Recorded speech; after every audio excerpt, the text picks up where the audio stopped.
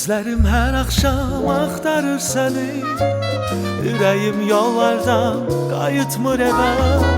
Sensiz dalgalarda tanımır məni, neyleyim yüreğim eş yatmır evə. Payız geldi, uçtu gitti kuşlar, sen de gittin, bak yağdı yağışlar. Payız geldi, uçtu gitti kuşlar, sen de gittin, bak yağdı yağışlar. Payız geldi, garip oldu deniz, bu denizin gözü yaşlı sensiz ya. Bu denizin gözü yaşlı sensiz.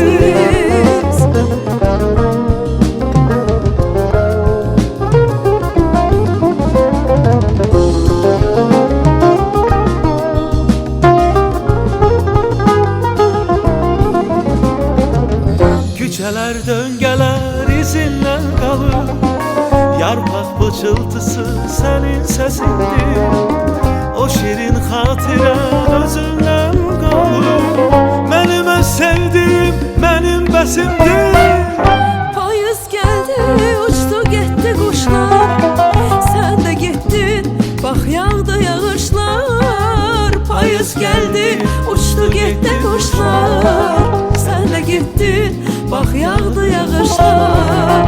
Payız geldi, garip oldu deniz, bu denizin gözü yaşlı sensiz ya. Bu denizin gözü yaşlı sensiz.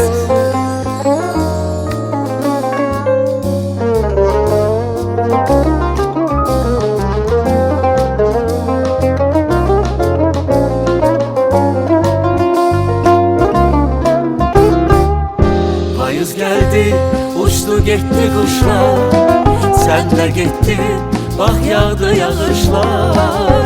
Payız geldi, uçtu gitti kuşlar, sen de gittin, bak yağdı yağışlar.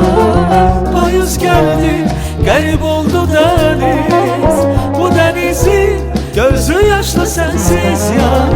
Bu denizin gözü yaşlı sensiz. Bu denizin gözü yaşlı sensiz ya. Bu denizin gözü yaşlı sensiz.